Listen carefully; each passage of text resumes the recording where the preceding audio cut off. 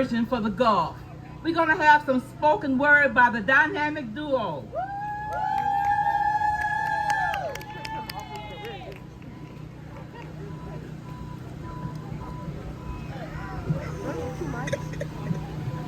Extra, extra! Have you heard the news?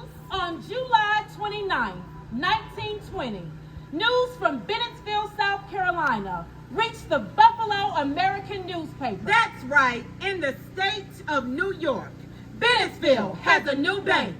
Before the World Wide Web, there was the Bennettsville Web, The Workers' Enterprise Bank.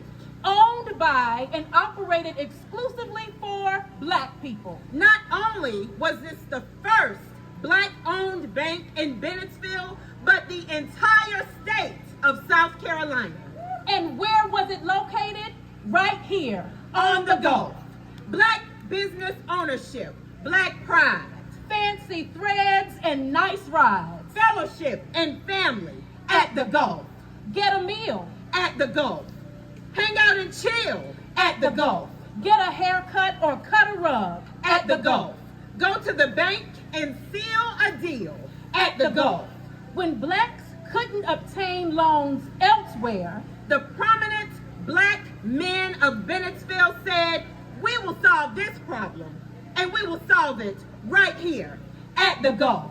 these men, These Black men, these family men, these husbands, these fathers, these visionaries, who we must pay homage to are President Sawyer, Cashier Taylor Vice Presidents Thomas and Pegues, and directors Thomas, Pegues, King, Brown, Witherspoon, Manning, Breeden, Reese, and Sawyer. decided to lend a helping hand to their brothers and sisters. And established a bank in addition to the other Black-owned businesses Black people now had a place of their own. for general banking, savings, and loans. Farmers, dentists, Physicians, pharmacists, attorneys, educators, barbers, restaurateurs and other business owners contributed to the prosperity of the Gulf of Bennettsville and Marlboro County for over a century. long before the creation of Kwanzaa. These prosperous community leaders exemplified Unity. They strived for and maintained it in their group and community. embodied Ujamaa, cooperative economics. Prior to the Workers' Enterprise Bank, African Americans did not have access to banking institutions for personal or business use. Epitomized Self-determination, collective work, and responsibility. purpose, faith, and creativity.